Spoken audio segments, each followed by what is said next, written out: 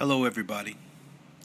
This is the unseen new Viking fan. I'm posting my first video on YouTube directed at most Packer fans. The subject of this video is Brett Favre. I've noticed a tremendous amount of negativity and jealousy, not only towards Brett Favre, your former Packer quarterback, but towards the Minnesota Vikings. Let me say this: I'm not a Viking fan, but I became one this year when they signed Brett Favre. And I would like to say, first and foremost, while you Packer fans are upset with Brett Favre and many of you call him a traitor and this, that, and the other, let's get out of our emotions for a second and let's look at the facts. If you know football. If you don't know football, turn this video off right now. Most of y'all think y'all know football. You just have a love affair with your Green Bay Packers, which I have no problem against. But let's come back down to reality and rise above our emotions. I don't need to tell you what Brett Favre has accomplished and what he's done for the Green Bay Packers over his career there. Okay? Brett Favre decided to retire, yes. He loved the game so much and felt he could still play. He decided to change his mind and come back out of retirement. And that's when the Packer organization decided, okay, we've moved on. You're wishy-washy, you don't know what you want to do, but we've moved on and we're going with Aaron Rodgers. On the surface, that sounds like the Green Bay Packers had the right to do that. But we're talking probably the greatest quarterback of all time and arguably the greatest football player of all time.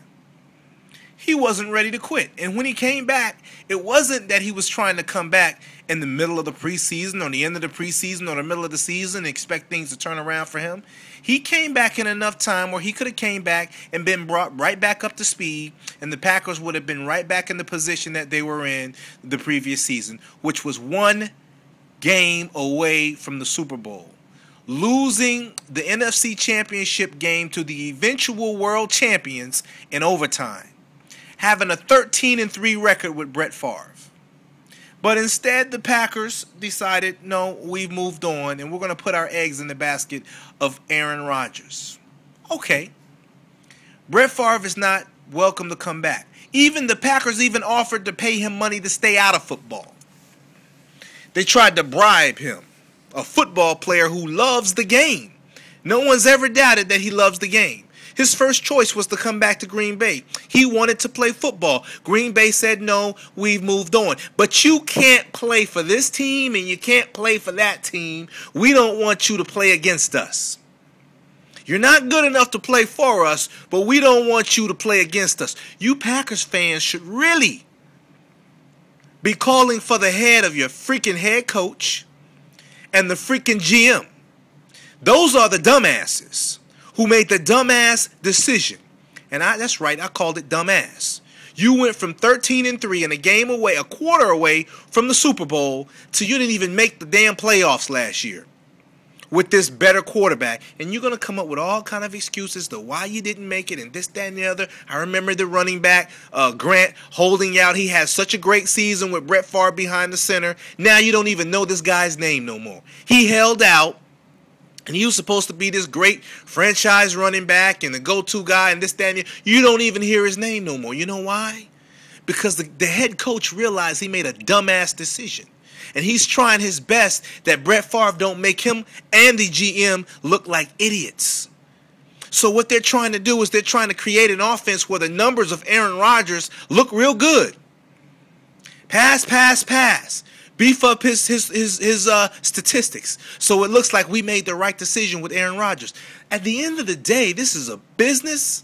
This is a football team, and you guys aren't winning games.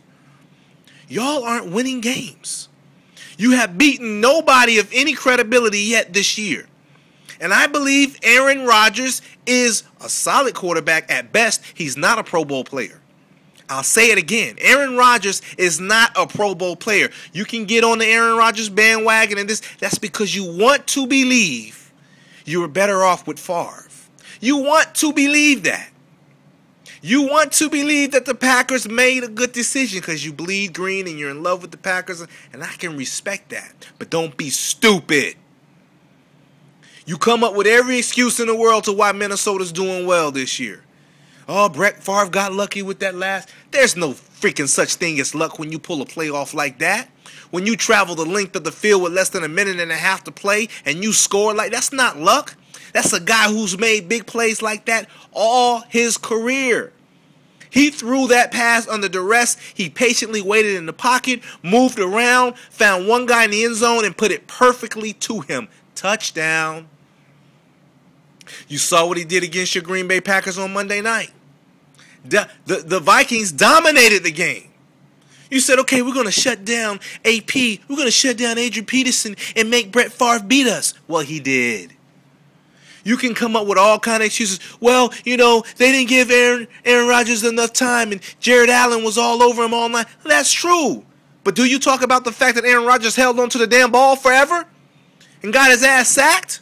Where was his scrambling ability that game? At the end of the day, it doesn't really matter how you Packers feel. Because at the end of the day, Brett Favre has already kicked your ass once. And I'm willing, and I believe everything in my heart that he's going to come into Green Bay and kick your ass again. Then what are you going to say, Packer fans? Read the old YouTube videos of all the Vikings are a worse team with Brett Favre, and Brett Favre is a traitor. Brett Favre wanted to play for you guys. The dumbass coach and GM said no. We've moved on.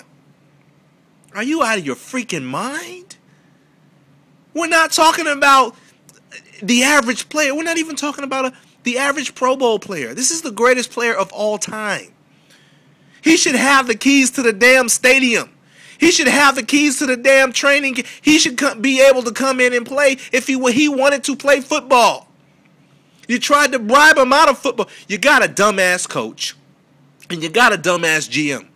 This is the same GM and the same organization that passed up on Randy Moss.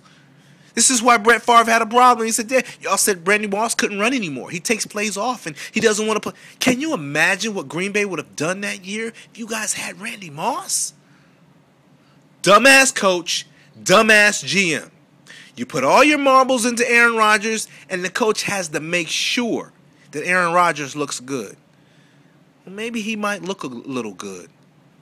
But come playoff time, you guys are going to be sitting home. Sitting home, watching Brett Favre, first of all, win the division. Because he plays for a better team. He plays for, as he put it, the best team he's ever been on. And I don't think anybody can pretty much argue with that. When he starts to hit his stride, and the chemistry, and it appears that they already have chemistry, but the chemistry's only going to get better. I don't see anybody else winning the division. And I don't blame Brett Favre. You can call he did it for revenge. And this was the perfect situation for him. Name a better situation for him. You guys didn't want him. So why the hell do you care about where he played for and what he's playing for? He had every chance in the world to stick it to you guys. He did stick it to you on the field. But afterwards, he didn't say anything. My career speaks for itself. The scoreboard tonight speaks for itself. You can say, oh, it was luck and he's lucky. But everything Aaron Rodgers does is complete skill and designed. Okay, somebody lie to me and tell me that they believe that Aaron Rodgers is a better quarterback than Brett Favre. Brett Favre is 40 years old, taking his team up and down the field in the last fourth quarter to win. He's done that a couple of times. And if there was any breakdowns, really, you can't put it on Brett Favre. You can put it on the Vikings defense that broke down against the Ravens. Okay? And you could say, well, the Ravens missed the field goal and the Vikings got lucky or whatever. Okay, you can say that. But the reality of it is Brett Favre came back and drove them down and put them ahead. And if in the Pittsburgh game, listen to part 2 of my video. I'm going to talk about the Pittsburgh game.